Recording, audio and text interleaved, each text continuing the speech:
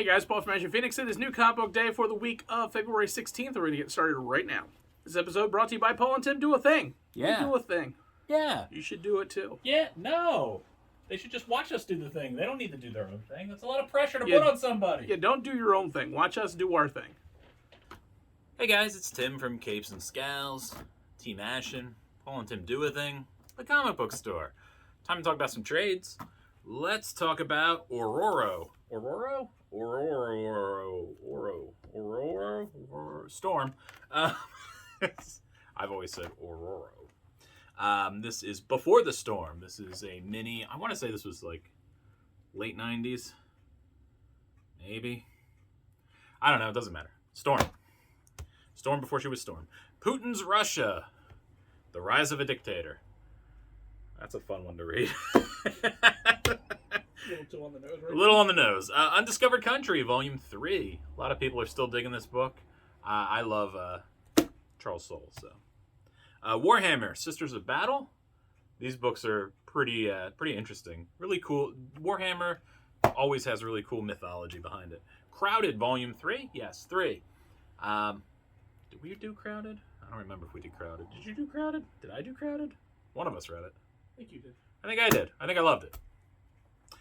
Joker War Saga. This is a different book than the one that came out last week. This is the entire Joker War.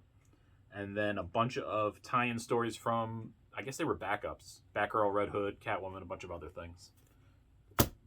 So there's that. We got Sword, Volume 2. I don't care about this, I'm sorry. Luke Fox, Batwing. This is issues 19 through 34 of Batwing. Was Batwing different before then? Was it a different character? Why Luke Fox? Did Luke Fox start then? I don't remember. Paul, do you remember? Not a clue. I'm curious as to why that is the numbering, because it doesn't say it's like Volume 2 of it. Whatever. Let me know if you know. We've got Ordinary Gods. Just regular old Ordinary Gods. Volume 1. That's pretty interesting. Yeah, Paul enjoys that. Do you prefer your gods be ordinary? I mean, they weren't actually ordinary. No? Okay. Okay. Moon Knight, the greatest comic superhero of all time ever. This is the new run. It is very good. Volume 1 of that. We've got Batman, the Detective, hardcover. Collecting 1 through 6 of Batman, the Detective. We got Mirka Andolfo's Sweet Paprika. Mirka Andolfo's so good. I like everything she does. She's got such cool art stuff. And finally, we got the Overstreet Comic Book Price Guide to Lost Universes. All them universes that were there and now are gone. Things like this is the Crusaders, I believe.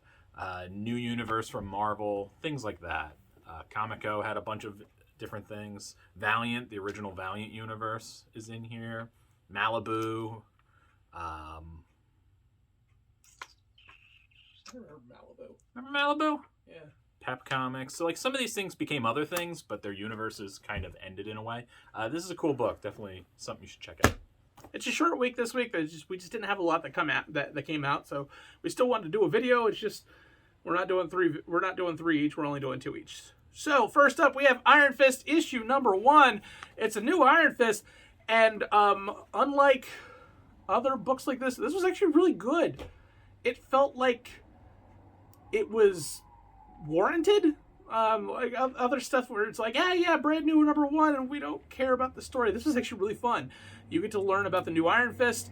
You get to see Danny's kind of place in this story because he's no longer the Iron Fist anymore, and everybody's been waiting for the new Iron Fist to come out and realize, oh, he's already been kind of here for a little bit. It's been it was really good. The guy's likable. We don't get a lot to know about him, but he's a character. He's a character that I think you're going to end up liking, and it feels it's going to be very much that mentor-e kind of thing, with Danny kind of trying to teach him the ways of what is going on with the Iron Fist, because he's not quite there yet. But man, art was great. The writing was fantastic. You should definitely check it out. All right, gang. First book from me is from Second Sight Publishing. It's These Damn Kids. I like punctuation. This book is interesting. You're either going to love or hate the art. I loved it. But it is a black and white... Let me see. Where's a non-spoilery page? Just black and white, like, painted kind of style. It's really cool.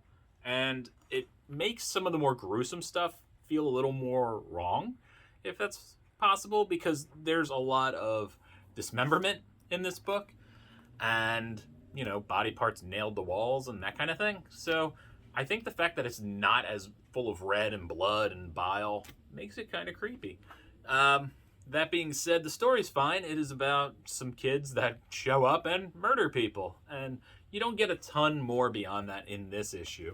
But it looks like you're set up to learn a lot more in the next issue. If you want some creepy horror that is, you know, potentially going to be something fun, check it out. If you don't like horror, or if you're a little iffy on that art style choice, maybe stay away. Because I think it's really good. I just, you know, some people don't like that stuff. And they're fools. You gotta try other things. Right, Paul? I guess. Paul loves you. What do you think of this art? What do you like? Is it good or is it too weird? What do you think? Oh no, I think it fits. Like, look at that. That would really, be terrifying. Yes, it makes you feel more detached from it. There it is. And it kind of makes you feel weirder.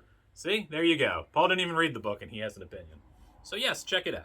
What is my pick of the week? It is Batman the Night issue number 2, man. Zdarsky just really, like, when you think you can't do more Batman stuff because he's got like 90 books that come out a freaking month, you get some really good ones. And this is just the same thing. This is basically a reimagining of like a Batman Year One type story, and this is where Batman starts learning some of his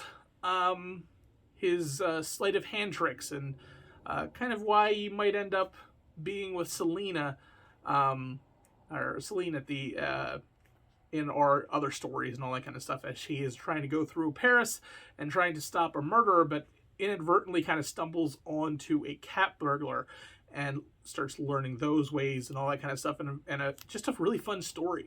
This has been a really great series so far. It's only 2 issues in, and I love it already.